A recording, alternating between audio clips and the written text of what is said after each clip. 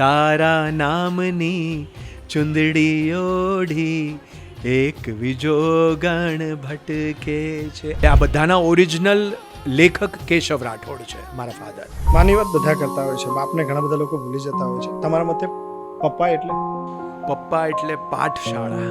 મા ઉપર ઘણી બધી ફિલ્મો બી બની, પણ બાપ હોતો એસા એવી કોઈ ફિલ્મ નથી બની. ઇન્ડસ્ટ્રી આખી બદલાઈ ગઈ છે, ફિલ્મની પેટર્ન બદલાઈ ગઈ છે. તો અગેન ક્યાંક સ્ટ્રગલવાળી જગ્યા આવશે એવું નહીં લાગે?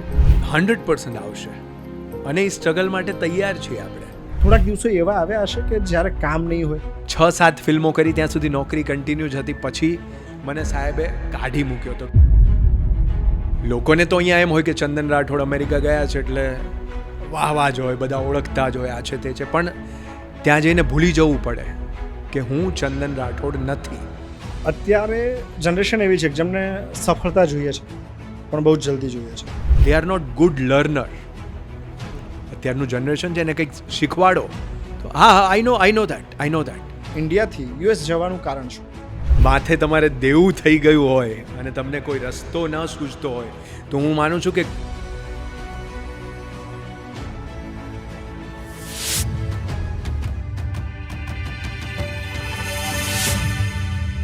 ચંદ્રભાઈ, જય માતાજી. જય welcome to beyond boundaries. Thank you. Welcome તમને આ શોમાં નહીં, હવે તો ઇન્ડિયામાં અને ઇન્ડસ્ટ્રીમાં પણ કરવાના છે, કારણ કે એક જર્ની પછી ફરીથી તમે ગુજરાત આવ્યા છો. સો હવે મને એ સમજવું છે, હતા ક્યાં ચંદન રાઠોડ? ચંદન રાઠોડ એક અલગ દુનિયામાં પોતાના પરિવાર સાથે જે ઇન્ડસ્ટ્રીના ઉતાર ચઢાવ, અને ટ્રુલી સ્પીકિંગ એવું કહેવાય કે બિંગ ઓનેસ્ટ, માથે તમારે દેવું થઈ ગયું હોય અને તમને કોઈ રસ્તો ન સૂઝતો હોય તો હું માનું છું કે કોઈ નવી જગ્યાએ પહોંચવા માટે તમારે જૂનો રસ્તો છોડવો પડે છે. તો એ રસ્તો છોડીને ત્યાં ગયો હતો, પણ હવે મને લાગ્યું કે આપણી કર્મભૂમિ, આપણી જન્મભૂમિ ભારત છે. આપણા પેરેન્ટ્સ અહીંયા છે, મારા પપ્પા અહીંયા છે, જે 17 વર્ષથી એકલા જજુમે છે. જેમ ઘણા બધા લોકોને ખબર છે કે I lost my mother 17 years back. તો હજી પણ પપ્પા કાર્યરત છે, લખે છે, પણ મને એવું લાગ્યું કે એક દીકરા તરીકેની ફરજ નિભાવવાનો સમય છે. અને ચાહકોના એટલા બધા મેસેજીસ ઇન્સ્ટા ઉપર, ફેસબુક ઉપર, ક્યારે આવો છો, જ્યારે અહીંયા એક પણ ફિલ્મ મેં છેલ્લા 3 વર્ષમાં નથી આપી, ત્યારે બી લોકોનો પ્રેમ એટલો બધો, એટલે કદાચ એ લોકોનો પ્રેમ જ છે કે જેણે મને ફરીથી અમેરિકાથી હિન્દુસ્તાનમાં બોલાવ્યો છે પાછો. રિસન્ટલી એક રીલ જોઈ ઇન્સ્ટા પર, કોઈ ફંક્શનમાં તમે ગયા હતા અને નાથીઓ તરીકે લોકો યાદ કરતા હતા. ધુળકી આવી અને તો બહુ વર્ષો થયા, 22 વર્ષ પછી કેરેક્ટરથી, અને ચંદન રાઠોડ આવ્યા એવી રીતે નહીં, નાથીઓ આવ્યો એવી રીતે લોકો પોતાનો પ્રેમ વ્યક્ત કરતા હોય છે આજે. તો એ પ્રેમ અત્યારે એટલો છે, 3 વર્ષથી તમે કોઈ જ ઇન્ડસ્ટ્રીમાં ફિલ્મ નથી આપી, એ પછી જ્યારે છોડીને ગયા ત્યારે તો અનહદ પ્રેમ હશે. તો ઇન્ડિયાથી યુએસ જવાનું કારણ શું? નંબર 1 તો કોવિડના કારણે બધું ઠપ થઈ ગયું હતું. ઇન્ડસ્ટ્રીની દશા પણ બહુ ખરાબ હતી, સિનેમાઘરો પણ બંધ હતા. કામ હતું, પણ એ નાના યુટ્યુબ સોંગ્સ કરવા, નાની વસ્તુઓ કરવી, કારણ કે આપણે એટલું સરસ કામ કર્યું છે, 90થી વધારે ફિલ્મો એઝ એ લીડ કરી છે. તો નાનું પણ કામ કરવામાં શરમ નહોતી, પણ મનને એક સેટિસ્ફેક્શન નહોતું મળતું. પ્લસ દીકરો મારો 6-7 વર્ષનો, તો એક પરિવારની એક જે જવાબદારીઓ હોય એને પ્રાયોરિટી હું સમજતો હતો. કારણ કે તમારે ચૂઝ કરવું પડે કે કાં તો પ્રોફેશન, કાં તો પરિવાર. હા, જો તમે વાંઢા હો તો તમે રખડી શકો કે વાંધો નહીં, રોલ મળશે સારો ત્યારે કરશું. પણ મને એવું લાગ્યું કે ના, આ સમયનો એક સદુપયોગ કરીએ. આપણી પાસે અમેરિકાના વિઝા છે, કેનેડાના વિઝા છે, તો એ તરફ જઈએ, શું થાય છે જોઈએ, લડીએ નવા દેશમાં. કારણ કે હું બહુ સારી રીતે વેલ એડ્યુકેટેડ છું. મુંબઈથી નરસિંહ મોંજી કોલેજથી મેં post graduation in to event management કરેલું છે. So I am good with English, Hindi, Gujarati બધું. એટલે મને એમ થયું કે જઈએ આપણે લડીએ. તો કોવિડનું પૂરું થવાનો સમય હતો અને જ્યારે અમેરિકામાં એન્ટ્રી પણ નહોતી મળતી અને અમે લોકોએ એન્ટ્રી લીધી.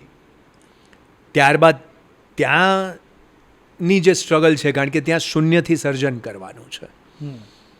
લોકોને તો અહીંયા એમ હોય કે ચંદન રાઠોડ અમેરિકા ગયા છે એટલે વાહ જ હોય, બધા ઓળખતા જ હોય, આ છે તે છે. પણ ત્યાં જઈને ભૂલી જવું પડે કે હું ચંદન રાઠોડ નથી.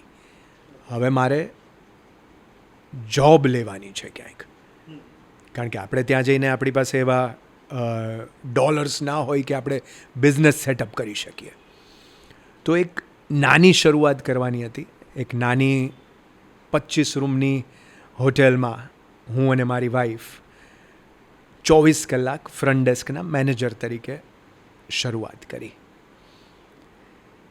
એ 6 મહિના સુધી જ ટકી અને ત્યારબાદ અમુક કારણોસર, કારણ કે ત્યાં બી મેક્સિકન લોકો છે, આફ્રિકન લોકો છે, કાળિયા ધોળિયા, હજી ત્યાં પણ એવું બધું ઘણું બધું ચાલે છે. તો અમુક કારણોસર ત્યાં અણબનાવને કારણે એ જોબ છોડવી પડી. ત્યાંથી અમે લોકો એવી જગ્યાએ મૂવ થયા કે ઓનર મહેસાણાના હતા.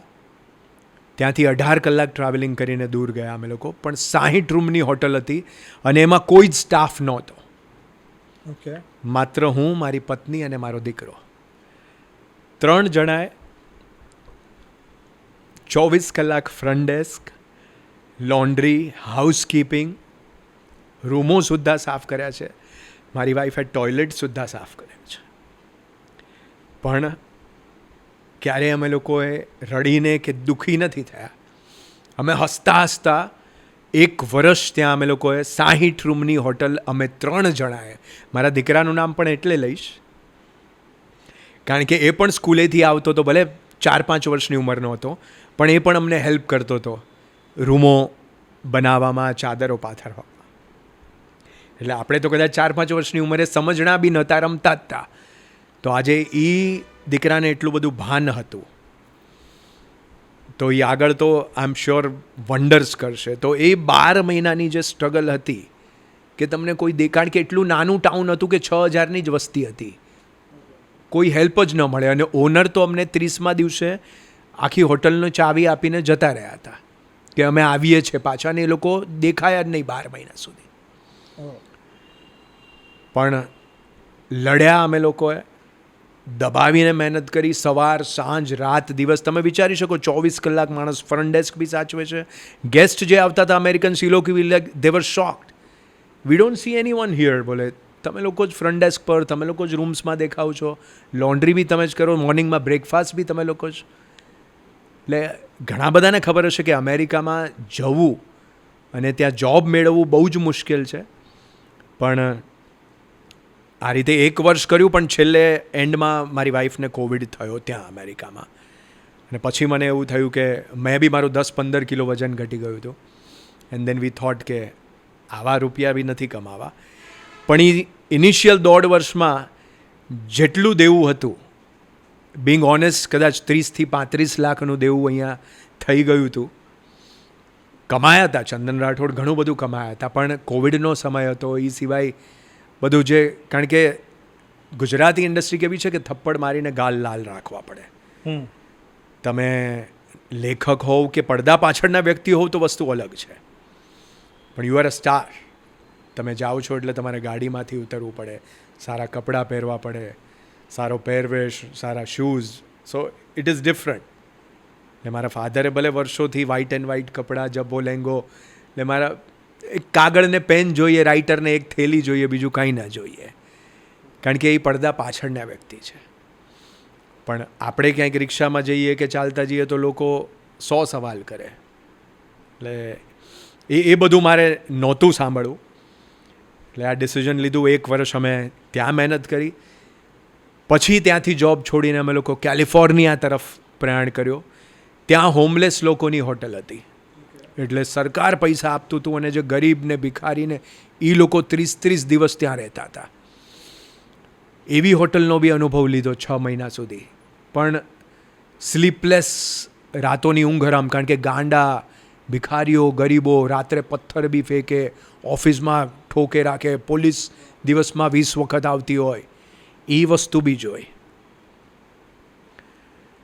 પછી ત્યાંથી 4500 કિલોમીટર 4500 કિલોમીટર ટ્રાવેલ કર્યું 6 દિવસ. રોજના 500 કિલોમીટર હું અને મારી વાઈફ ટ્રાવેલ કરતા હતા. અને અમે લોકો મિશિગન પહોંચ્યા અને ત્યાં અમને કન્ટ્રી ઇન એન્ડ સ્વીટ્સ, એક બહુ જ મોટી 120 રૂમની હોટલના મેનેજર તરીકે કામ કરવાનો મોકો મળ્યો. એટલે કહેવાય ને કે પગથિયાથી પગથિયા ચડવા પડે. તો અમેરિકામાં પણ બી આસાન નહોતું. ત્યાં અમે લોકોએ શરૂઆત કરી અને 1.5 વર્ષ બહુ જ સારી રીતે અમે લોકોએ ત્યાં કામ કર્યું. મારી વાઈફ મારી સાથે ને સાથે આસિસ્ટન્ટ જનરલ મેનેજર તરીકે હતી. અને એ આખો મીન્સ એવું કહેવાય કે કાશ્મીરથી કન્યાકુમારી, કેલિફોર્નિયા ઉપર છે અને આ મિશિગન આખું નીચે છે. એટલે 4500 કિલોમીટરની જર્ની એ જીવનની યાદગાર જર્ની હશે કે જ્યારે આખી ગાડીમાં એટલો બધો સામાન હતો, મારો દીકરો પાછળ બધા સામાનની વચ્ચે બેઠેલો હતો. એટલે 7 વર્ષનું બાળક હોય અને આગળ હું ને મારી વાઈફ ગીતો વગાડતા વગાડતા 500 કિલોમીટર કાપ્યા, પછી હોટલમાં રોકાયા, પાછા 500, પાછા રોકાયા. અને એનું ફળ ઈશ્વરે આપ્યું. And we are back. Nathiyo is back again to Gujarati industry happily.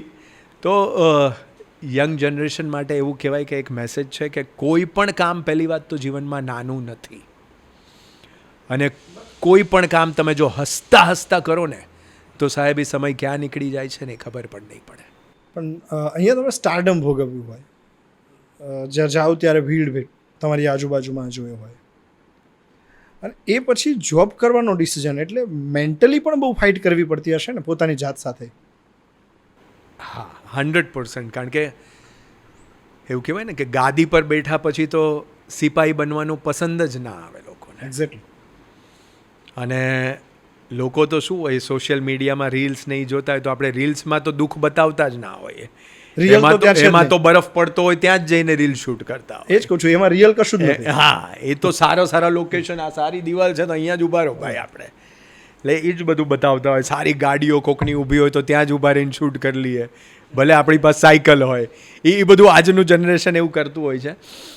પણ આ સ્ટ્રગલને, આ એક મેન્ટલ બ્લોક દૂર કરવો એ કદાચ તો એક તો પપ્પા મારા માટે બહુ જ મોટી ઇન્સ્પિરેશન છે. કારણ કે એમની જે સ્ટ્રગલ જોઈ છે મેં, કે એ જમાનામાં એ 16 વર્ષની ઉંમરે જો ગાંડલા નામના નાના ગામથી ભાગીને મુંબઈ આવ્યા હોય, 20 દિવસ રોડ ઉપર સૂતા હોય, ખાવાના પણ ફાંફા હોય, અને પછી ભજન ગાવાનું મળતું હોય ને આખી રાત ભજન ગાઈને 2 રૂપિયા મળતા હોય, તો સાહેબ એ જો કલ્પના કરીએ તો એની સામે તો આપણી પાસે તો ક્રેડિટ કાર્ડ, ડેબિટ કાર્ડ, નામ દામ, ઘણું બધું, પત્નીનો સાથ, દીકરાનો સાથ, ઘણું બધું હતું. એટલે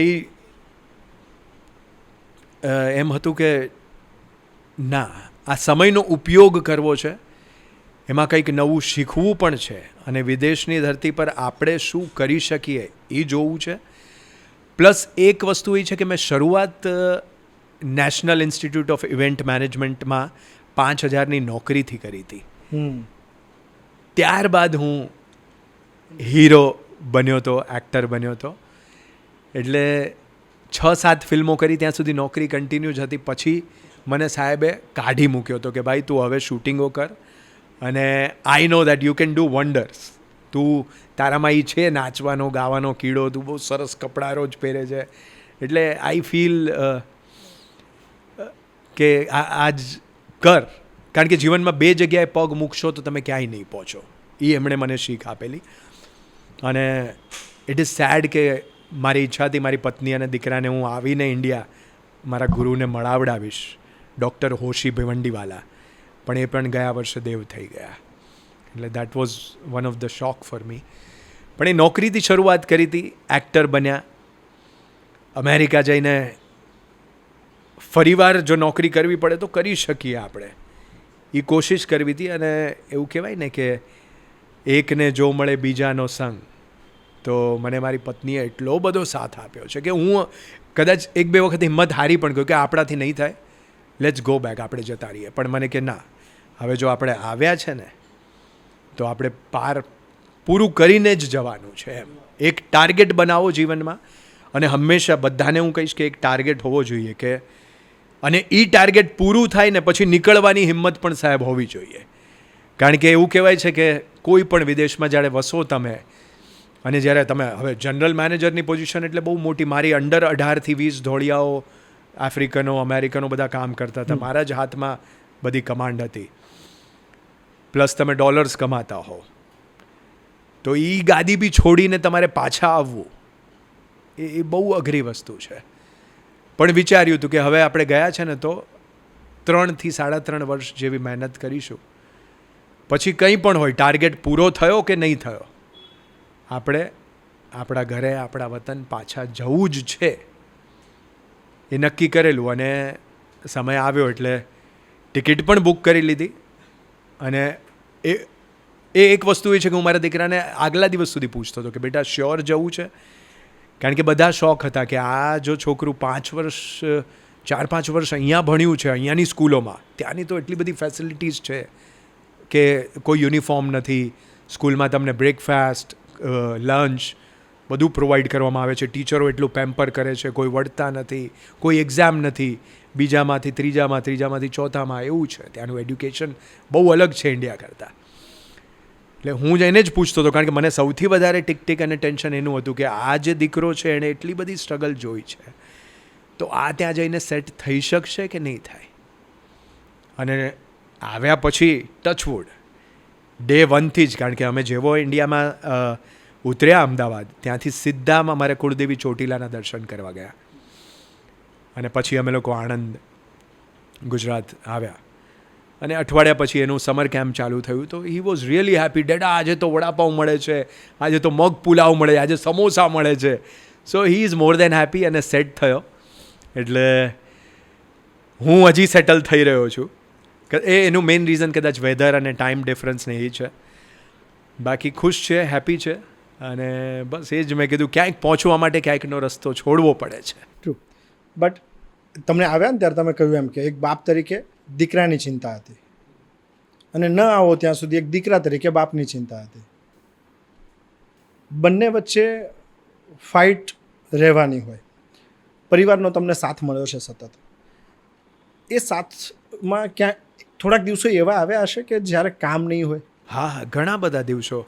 ઈ સ્ટારડમ જોયું છે કે જેમ કહેવાય કે કોઈ દરેક હીરોનો એક દસકો હોય છે. તો આપને તો ખ્યાલ છે કે 2007, 8, 9 3 વર્ષમાં 36 ફિલ્મો કરી, જે કોઈએ કરી હશે કે નહીં ખબર નહીં. અને સતત એટલે દર શુક્રવારે થિયેટરોમાં મારી જ ફિલ્મો રિલીઝ થતી હતી, ને થિયેટરવાળાઓ ફોન કરે કે ભાઈ તમે થોડો કામ ઓછું કરો, કે બેક ટુ બેક લોકોને એવું લાગે છે કે આ પોસ્ટરો જ બદલાય છે, એની જ પિક્ચર ચાલતી હશે, કારણ કે ચંદન રાઠોડ. તો એટલું બધું કામ કર્યા પછી ધીમે કામ ઓછું થયું. વર્ષની 4-5 ફિલ્મો કરતા હતા, પછી વર્ષની 2 ફિલ્મ પણ થઈ, વર્ષની 1 ફિલ્મ પણ થઈ, અને પછી કોવિડ આવી ગયો. આ સવાલ મેં એટલે પૂછ્યો કે એ વખતે ફિલ્મ ઘટી હતી જ્યારે તમે ગયા હતા. હવે તમે 3 વર્ષ તો છોડી ચૂક્યા છો ઇન્ડસ્ટ્રીને, પાછા આવો છો તો, અને હવે તમે જ્યારે આવો છો ને આ 3 વર્ષમાં તમે બહુ જ મોટો બદલાવ અહીંયા જોયો હશે, અથવા તો મહેસૂસ કરતા હશો. ઇન્ડસ્ટ્રી આખી બદલાઈ ગઈ છે, ફિલ્મની પેટર્ન બદલાઈ ગઈ છે. તો અગેન ક્યાંક સ્ટ્રગલવાળી જગ્યા આવશે એવું નહીં લાગે? 100% આવશે, અને એ સ્ટ્રગલ માટે તૈયાર છીએ આપણે. ફાઇટ માટે કેવી રીતે તમને તૈયાર કર્યા? સૌથી પહેલાં તો કોઈ પણ માણસે મેન્ટલી તૈયાર રહેવું પડે. ત્યાંથી અહીંયા આવવા માટે સખત બોડીલી તો તમે તૈયાર થઈ જ જવાના છો, કારણ કે અહીંયાનું વાતાવરણ છે, અહીંયાનું જે, એટલે માનસિક રીતે તૈયાર થવાનું હતું. મારા ફાધર તો મને ના જ પાડતા હતા, એ પણ સૌથી મોટી. એમણે તો મને એ લેટર જો હું વાંચું તો બહુ જ ઇમોશનલ લેટર છે કે કદાચ કાલ ઉઠીને મને કંઈ થઈ ગયું તો તું આવીશ તો પણ લોકો કહેશે કે મોડો આવ્યો. અને નહીં આવે તો કહેશે કે આવ્યો નહીં, આ ડોલરની માયામાં ખોવાઈ ગયો. આ બે જ વસ્તુ છે દીકરા. પણ મને ખબર છે કે તું તારું જીવન બનાવવા માટે, તારા ફેમિલી માટે ત્યાં ગયો છે. વાહ. તો હું કહું છું કે, કારણ કે મેં એમને પણ વિઝિટર વિઝા કરીને એમણે ત્યાં બોલાવ્યા. 3 મહિના પછીની રિટર્ન ટિકિટ હતી, પણ 1.5 મહિનામાં જ, કારણ કે બહુ ક્રિએટિવ મગજ છે ત્યાં. કોઈ માણસ નહીં, કોઈ વાતચીત નહીં, કોઈ ચાવાળો નહીં, કોઈ રિક્ષાવાળો નહીં, કોઈ નહીં. એટલે એ મને કે જો તારે મારું ક્રિએટિવ માઇન્ડ ખતમ ન કરવું હોય, મને ગાંડો ન કરવો હોય, તો તું મને જલ્દી મોકલી દે પાછો. એટલે ઇમરજન્સી ટિકિટ કરાવીને એમને 2 મહિનામાં જ પાછા મોકલ્યા. તો એમણે જોયું હતું કે આ મેનેજર તરીકે મારો દીકરો બહુ આટલું સરસ કામ કરી રહ્યા છે, આવી ઓપોર્ચ્યુનિટી નથી મળતી લોકોને, અને એ માટે બી 3 વર્ષ લાગ્યા છે. પણ દીકરા તરીકે મને એવું લાગે છે, કારણ કે હું હમણાં જ અમુક સોશિયલ કામોમાં બી જ્યાં ગયો, અનાથ આશ્રમોમાં ગયો, મેં જોયું કે 10-10, 15-15 લાખ દીકરા અને બહુ કમાઈ રહ્યા છે, એના મા બાપ અનાથ આશ્રમમાં પડ્યા છે. એક્ઝેક્ટલી. તો એ 10 લાખ તમારા, કારણ કે આ બધું રિફ્લેક્ટ કરવાનું છે. કાલે તમારો સંતાન છે, એ પણ તમને ત્યાં મૂકી શકે. ટ્રુ. તો એ તો આવ્યા પછીની વાત છે, પણ મને હંમેશાથી એવું થયું કે ના, જો પપ્પા એકલા ત્યાં જીવતા હોય, એ તો હજી બી સક્ષમ છે, પોતાની રીતે જ ખાવાનું બી બનાવે છે. મેં ટિફિન બંધાવ્યું હતું, એ પણ એમણે બંધ કરાવી દીધું કે ના, હું મારી રીતે ઘરનું પ્યોર ખાવાનું બનાવીશ. પણ સંતાન તરીકેની, દીકરા તરીકેની ફરજ દરેકે, અને આજના જનરેશને ખાસ સમજવી જોઈએ કે આ તમારું રિફ્લેક્ટ થશે, આજ નહીં તો કાલ આ બોલ તમારી ઉપર પણ આવવાનો છે. તો એ હિસાબે મને એવું લાગ્યું કે નહીં, મારે પાછા આવવું જ પડશે. અને ઇન્ડસ્ટ્રીની વાત છે તો ઇન્ડસ્ટ્રી બહુ સારી થઈ છે, પ્રોફેશનલિઝમ આવ્યું છે, બજેટો પણ વધ્યા છે. અને જે પહેલાં હતું કે માત્ર સબસિડી લેવા માટે ફિલ્મો બનતી હતી, એવું નથી. હજી પણ એક વર્ગ એવો હશે કે જે બનાવતો હશે નાના. મને પણ આવ્યો છું, ઘણા બધા કોલ્સ આવે છે કે આપણે 15 લાખમાં 10 લાખમાં બનાવી નાખીએ, આ છે તે છે. તો એવું નથી. સી, હું એવું માનું છું, બજેટ ફિલ્મ નક્કી નથી કરતું. પહેલાં આપણે ફિલ્મનો સબ્જેક્ટ નક્કી કરો, કન્ટેન્ટ નક્કી કરો, અને let's go with the flow કે કેવું ફિલ્મ બનતું જાય છે. ગોળ નાખો એવું ગળ્યું થવાનું છે. તમારા કેટલા કેરેક્ટર્સ છે, શું છે શું નહીં, એ રીતે બનાવો. આજનો ટાઈમ એવો છે કે કદાચ મોબાઈલથી પણ ફિલ્મ બનાવી હશે તો નેશનલ એવોર્ડ મળી શકશે. તો એ બહુ સરસ ટાઈમ આવ્યો છે, અને ધીમે ધીમે ઉડાન ભરી રહ્યો છે. તો હું રાઈટ ટાઈમે આવ્યો છું. મેન્ટલી હું રેડી છું કે સિલેક્ટિવ અને ચૂઝી કામ કરું. પહેલાં એવું હતું કે ફિલ્મો કરવી છે યાર, પૈસા કમાવા છે, ઘર ચલાવવું છે, અને એકવાર આંકડો પહોંચાડવો છે. તો 100 સુધી પહોંચવા આવી જ ગયા છે આપણે. ભોજપુરી ફિલ્મો બી કરી, હિન્દી ટેલિવિઝન બી કર્યું, ગુજરાતીમાં બી ઘણું બધું કામ કર્યું, આલ્બમ્સ બી 100 જેટલા કર્યા. અને એ આલ્બમોને બી હજી લોકો યાદ કરે છે. હજી બી હું હમણાં પાસ થતો તો ટોલ નાકા પર, યાર સાહેબ તમારો રંગલો અને ઉડેરે ગુલાલ તો હું ગરબામાં બહુ જોઉં છું. એટલે એવા લોકો મળે છે કે એ જોઈને એમ થાય છે કે લોકો હજી પણ આપણને એટલો પ્રેમ આપે છે, ડાન્સને બી એટલા ચાહે છે. અને 22 વર્ષ થયા તો પણ જો નાથીઓ નામ હજી એટલું યાદ રાખે છે, એનાથી વધારે ઈશ્વરના આશીર્વાદ કંઈ જ ના હોય. તો ફેન્સ જ હિંમત આપશે અને સારું કામ પણ જરૂરથી આપશે. એની સિક્વલની કોઈ ઓફર નથી? સખત ઘણી બધી ઓફર છે. ઘણા બધા પ્રોડ્યુસર્સને રસ છે ધુડકી 2 બનાવો એની માટે. હવે એમાં અમુક કન્ફ્યુઝન ચાલી રહ્યું છે, અને લેખક તો પપ્પા જ છે, એટલે એમને તો સ્ટોરી રજિસ્ટર કરાવીને રાખેલી જ છે આજથી 10 વર્ષ પહેલાં. ફિલ્મના ગીતો પણ રેકોર્ડ થઈ ગયા છે. હવે વાત છે પ્રોડ્યુસરની, તો એમાં જે થોડા ઘણા વાદ વિવાદ મતભેદ ચાલી રહ્યા છે, જો એ સોલ્વ થઈ જશે તો જરૂરથી એની સિક્વલ બનશે, અને લોકોની બહુ સખત ડિમાન્ડ છે. ઓકે, એટલે let's hope for the best. So આપણું ગુજરાત હોય કે યુએસએ, તમારા માટે જર્ની બહુ ઉતાર ચઢાવવાળી રહી છે. અત્યારે જનરેશન એવી છે કે જેમને સફળતા જોઈએ છે, પણ બહુ જલ્દી જોઈએ છે, શોર્ટકટથી જોઈએ છે. ધીરજ સફળ થવા માટે એ તમે કેળવી છે. ધીરજ કેવી રીતે કેળવી શકાય? અત્યારે ઇન્સ્ટન્ટ જોઈએ છે જનરેશનને. યસ. એટલું કે ફોર એન એક્ઝામ્પલ એક વિડીયો પોસ્ટ કરશે ને તો હું તો કહું 1 મિનિટ બી બહુ વધારે કહેવાય. 10 સેકન્ડે ફોન ઓપન કરીને જોશે કેટલાએ જોયું, કેટલી કમેન્ટ આવી. સો એ ઇમ્પેશન્ટ છે અત્યારનું જનરેશન જે છે, એનામાં ધીરજ જ નથી. એને રાતોરાત કરોડપતિ થઈ જવું છે. એ લોકો વિચારે છે કે આ બ્લોગર છે કે આ યુટ્યુબર છે કે તો આ તો આટલા કરોડો કમાય છે, આ તો આટલા કમાય. પણ એ કેટલા? તમારા ભારતની વસ્તી 140-145 કરોડ છે. એમાં કેટલા જણા કમાઈ રહ્યા છે? એ રાતોરાત તો નથી જ કમાતા હોતા ને, કારણ કે વ્યૂઝની આખી અલ્ગોરિધમ ને બધું સેટ થતા એને ટાઈમ લાગ્યો હશે. લોકોને સફળતા જ દેખાય છે. એટલે સાહેબ, અમિતાભ બચ્ચનની જ વાત કરીએ તો એમણે એક ઇન્ટરવ્યૂમાં બહુ સરસ કીધું હતું કે આ જે છે એ 99% ચાલવું જોઈએ. આ એટલે તકદીર. તમારા નસીબ, તમારા તકદીર 99% હોવા જોઈએ. 1% ટેલેન્ટ હશે ને તો પણ તમે સફળ થઈ જશો. અત્યારે શું છે, ટેલેન્ટ બધા પાસે છે પણ નસીબ બહુ જ ઓછા લોકો પાસે છે. એનું કારણ છે કે ધીરજ નથી. લોકો they are not good learner. અત્યારનું જનરેશન છે એને કંઈક શીખવાડો તો હા આઈ નો દેટ. શૂટિંગ્સ કરતા હોય છે ત્યાં બી ખબર પડે છે કે ડિરેક્ટર સમજાવતા હોય તો હા મને ખબર છે, અને પછી પાછા મિસ્ટેક, અરે આમ કીધું તું, ઓકે. સો એ ખોટું છે. પહેલાં સાંભળો. એક નાની વસ્તુ છે કે ઇન્ડસ્ટ્રીમાં પહેલાં બધા ડિરેક્ટરને, કેમેરામેનને પગે લાગતા હતા. યસ, કેમેરાને પગે લાગતા. ફ્લોર ઉપર આવે ત્યારે કેમેરાને પગે લાગતા હતા. અત્યારનું જનરેશન એ બધું કંઈ કરતું જ નથી.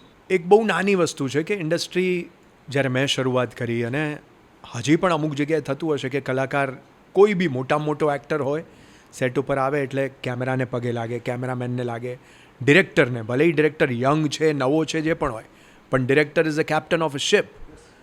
તો આશીર્વાદ લે, એક જેસ્ચર હોય. અત્યારનું જનરેશન તો ફોન લઈને આવ્યું હોય પહેલાં સેલ્ફી પાડશે, અને એ બધું જ વધારે કામમાં ભલીવાર હશે કે નહીં એ પછીની વાત છે. સો એ રિસ્પેક્ટ, એ શીખવાની ધગશ, એ બધું અત્યારના જનરેશનમાં ખૂટે છે. એવા લોકો બી છે જે સક્સેસફુલ છે, એ લોકો બહુ જ શાર્પ છે, એક્સ્ટ્રા શાર્પ છે. એના કારણે એ લોકોને સફળતા મળે છે. બાકી જે કામ કરવા આવ્યા હોય ને, એનું નોલેજ એમાં 100% ઉતરી જવું એ બહુ મહત્ત્વનું છે. તો તમને સફળતા મળી શકે. ઇન્ડસ્ટ્રીનો માહોલ જે તમે અત્યારની વાત કરી એ, અને તમે તો બહુ જૂનો માહોલ, તમે નાના હતા ત્યારથી ઘરમાંય ફિલ્મી માહોલ જોયો હશે. કઈ મેમરીઝ તમારી સાથે જોડાયેલી છે? ઘરમાં પર્સનલી ફિલ્મી માહોલ નહોતો, પણ મને યાદ છે ત્યાં સુધી એક મેમરીઝ એવી કે આજ જ્યાં જોવો ત્યાં તમે નવરાત્રિમાં જે ગરબાઓ વાગે છે, જેમ કે આ ગરબા સિવાય તો કોઈ નવરાત્રિ કે કોઈ ફંક્શન થાય જ નહીં.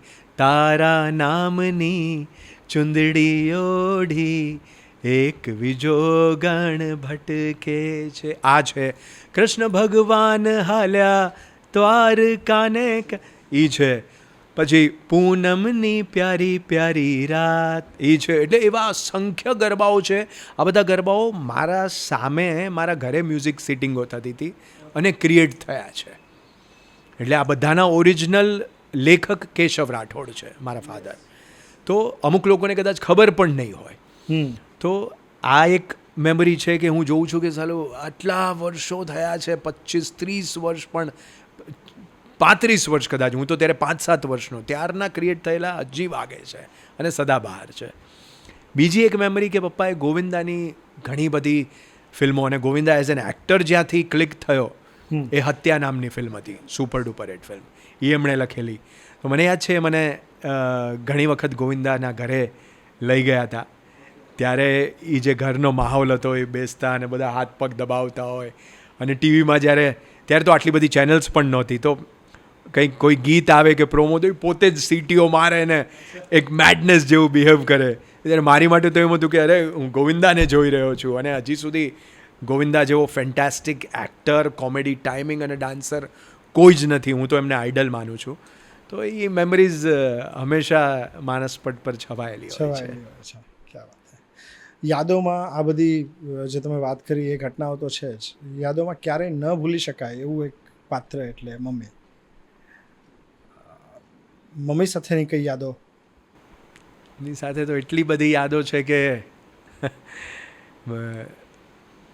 કારણ કે હું તો એ વખતે શૂટિંગમાં હતો, સતત ટોપ ટાઈમ હતો મારો. અને એમણે તો મારી પહેલી ફિલ્મ ધૂળકી તારી માયા લાગી વખતે બાધા લીધી હતી કે હું ચપ્પલ પહેર્યા વગર આખા શૂટિંગમાં જંગલમાં, કાંટામાં, પથરામાં, નદીમાં સતત મારી સાથે હતા. અને ત્યારબાદ મારી છેલ્લી ફિલ્મ એટલે 12મી ફિલ્મ હતી જે એમણે મારી છેલ્લી જોઈ, એ કાંતાળી શાંતાળી. એ અમે આણંદના લક્ષ્મી સિનેમામાં સાથે જોઈ અને પછી અમે છૂટા પડ્યા હતા. પછી હું શૂટિંગમાં હતો અને સડનલી એમને હાર્ટ એટેક આવ્યો. એટલે એ બિગેસ્ટ લોસ અને શોક હતો લાઈફ ટાઈમનો. એ તો ક્યારેય નહીં ભૂલી શકાય. પણ હજી પણ જ્યારે બી કોઈ ડિફિકલ્ટ શોટ આપવાનો હોય કે ક્યાંય અટક્યા હોવ ત્યારે બી હું આંખ બંધ કરીને એમનું સ્મરણ કરું તો એ કામ સફળ જ થાય છે. એટલે સતત ન શોધ તું મને આસપાસમાં, હું મળીશ તને તારા જ શ્વાસમાં, એવું છે. માં એટલે શું? જગતનો પહેલો ગુરુ હમ. એટલે માં. અને માના ચરણોમાં સ્વર્ગ હોય છે કે એમના પગ ધોઈને પીઓ તો બી તમારે બહાર ક્યાંય દાન પુણ્ય કે કોઈની સેવા કરવાની જરૂર નથી. તીર્થ જે છે એ તમારા ઘરમાં જ છે. તો આજના જનરેશને ખાસ, અમે તો કરતા હતા કે કંઈ બી કામ કરવા બહાર નીકળો છો કે પરીક્ષા આપવા જાઓ છો તો એમના ચરણ સ્પર્શ કરીને નીકળો તો તમારું કામ ફતેહ જ થાય. માની વાત બધા કરતા હોય છે, બાપને ઘણા બધા લોકો ભૂલી જતા હોય છે, ખાસ કરીને યાદ કરવામાં. તમારા મતે પપ્પા એટલે? પપ્પા એટલે પાઠશાળા, જે બધું જ શીખવે છે તમને, પણ સામે નથી આવતા. કારણ કે મા ઉપર ઘણી બધી ફિલ્મો બી બની, પણ બાપ હોતો એસા એવી કોઈ ફિલ્મ નથી બની. બરાબર? એટલે બધું જ જે કરી છૂટતો હોય, બધાને ખબર છે કે એ ભલે ફાટેલા કપડાં પહેરશે, એ ભૂખ્યા રહેશે, બધું, પણ તમારી બધી જ જરૂરિયાતો પૂરી કરશે. કારણ કે અમે મુંબઈમાં મોટા થયા. મુંબઈમાં ભજન ગાઈ ગાઈને ફિલ્મો લખીને પપ્પાએ એક ઘર બોરીવલીમાં જે લીધું છે એ હજી સુધી છે એ ફ્લેટ. અત્યારે તો મુંબઈના જે પ્રાઇઝીસ છે પ્રોપર્ટીના, આપણી તો તાકાત જ નહીં કે આપણે ઘર લઈ શકીએ. તો એ ઘર લેવું અને મને અને મારી બહેનને સારી રીતે ભણાવવા, મોટા કરવા, ફીસ ભરવી, અને તમામ ક્યારે બી કંઈ ખૂટ્યું નથી. અને લેખકને તો શું પૈસા મળતા હોય, એ હજી સુધી બી લેખકના આપણી ગુજરાતી ઇન્ડસ્ટ્રીમાં એવા પ્રાઇઝીસ છે જ નહીં. એમને તો જે આપો એ લઈ લેવાનું. એટલે એ જે સ્ટ્રગલ કરી, એટલે અત્યારે હું આંખ બંધ કરીને જો કલ્પના કરું તો એમણે જે રીતે અમને આ સ્ટેજ સુધી પહોંચાડ્યા છે, એ લોઢાના ચણા ચાવ્યા હશે સાહેબ, કે આગના અંગારા ઉપર ચાલીને જીવન બનાવવું એ એક બાપ એમણે કર્યું હશે. અને તમામ, આજે હું બી મારા દીકરાને ગાડીમાં સ્કૂલે સવારે મૂકવા જતો ત્યારે હું મારી આગળ ઘણી વખત જોતો હોઉં છું કે એક સાયકલ, તૂટેલી ફૂટેલી સાયકલ ઉપર નાનું એવું બાળક લઈને એક માણસ જતો હોય છે. એ બી અમુક વખત તો ચલાવતો બી નથી, કારણ કે કદાચ ચેન બી તૂટી ગઈ હોય કે સાયકલમાં હવા નહીં હોય, તો એ પોતે હાંકતો હોય અને બાળક બેઠું હોય. તો એ વસ્તુ તો બાપ જ કરી શકે. પિતા રાઇટર છે, તમારી ઇમેજિનેશન જોરદાર હોય છે, તો એક ઇમેજિનેશન કરીએ. ટાઈમ મશીનમાં પાછું જવાનું હોય ને કોઈ એક ક્ષણ જીવવાની હોય તો કઈ ક્ષણ ફરીથી જીવવી ગમશે? મમ્મી સાથેની ક્ષણ. કે એ જે અમને એ રીતે રોજ દર મંગળવારે ગણપતિના મંદિરે જતા, દર સોમવારે મહાદેવના મંદિરે, દર ગુરુવારે, અને એમની શું કહેવાય અથાગ ભક્તિ હતી કે મારા દીકરાને મારે સ્ટાર તરીકે એક વખત સ્ક્રીન ઉપર જોવો છે. તો એ જ્યારે બી જઈને આવે તો મંગળવારે પ્રસાદ ગણપતિનો કે આ લે. આખી જગતને આખા દુનિયાને પપ્પાએ એક્ટર બનાવ્યા છે, ચાન્સ આપ્યો છે, તો તને બી એક ચાન્સ મળશે અને તું બી હીરો બનીશ. એટલે તમને ના પાડતા હતા? હા, સતત ના જ પાડતા હતા. એમની કોઈ ઈચ્છા જ નહોતી. લોકોને એવું હશે ઇન્ડસ્ટ્રીમાં કે આ બેકગ્રાઉન્ડથી છે તો કેશવ રાઠોડનો દીકરો છે, તો એ તો ઈચ્છતા જ હશે, કે એ ક્યારે પણ નહોતા ઈચ્છતા.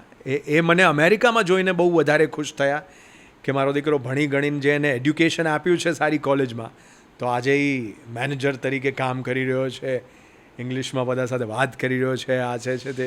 હી always wanted me to have a secure life, which is not wrong. કોઈ પણ બાપ, આજે હું પણ, આજે મારો દીકરો હેરી પોટરનો બહુ મોટો ફેન છે.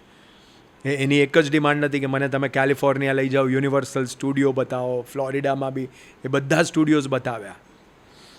અને એનામાં બી એને બી એવું છે કે ના ડેડા, મને બી આવું ફેમ ને આમ બધા તમારી સાથે કેવા ફોટા પડાવે છે, આવું બધું કરવું છે. પણ હું પણ એને એક જ સલાહ આપું છું કે પહેલાં ભણી ગણીને એક ડિગ્રી લઈ લે, જેથી તમે ક્યાંય પાછા ન પડી શકો.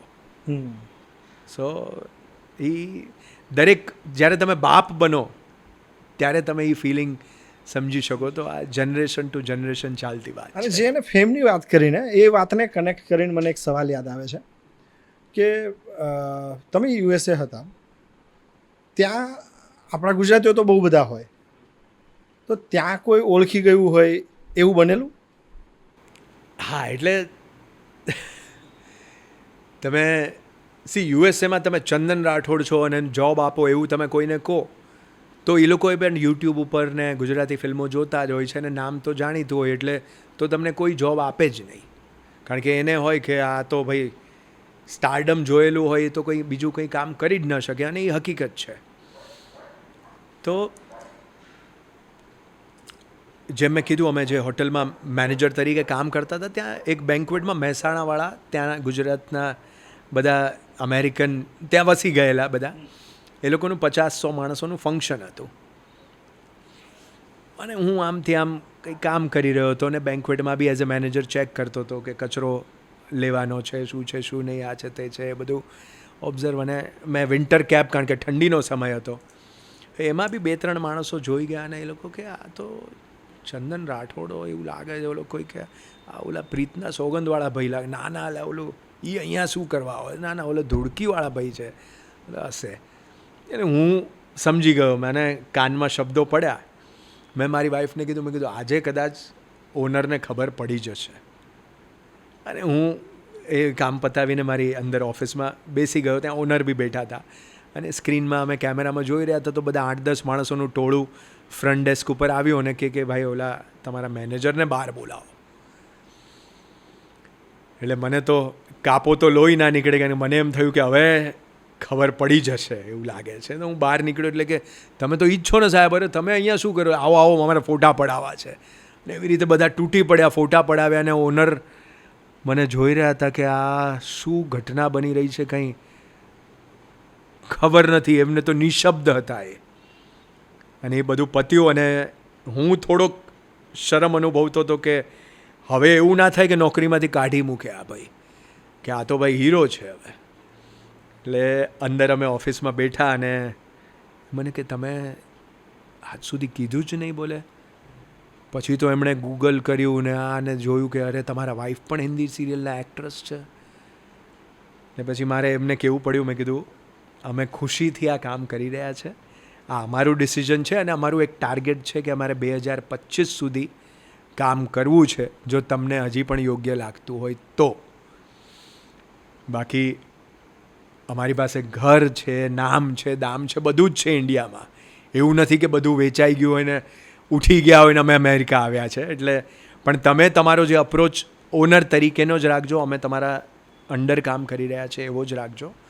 લેટ અસ વર્ક, અને અમે તમને બહુ સરસ બિઝનેસ લાવીને આપશું. એ રીતે અમે એમને કમિટમેન્ટ આપ્યું ને એમણે અમને ઘણું બધું બહુ સારી રીતે સાચવ્યા. થોડોક અપ્રોચ બદલાયો, પણ અમે એમને વારંવાર કહેતા હતા કે ના, do not treat me as a Chandan Rathod, તમે મેનેજર તરીકે અનનોન માણસને અપોઇન્ટ કર્યો તો એમ જ તો જ કામ કરવાની મજા આવશે.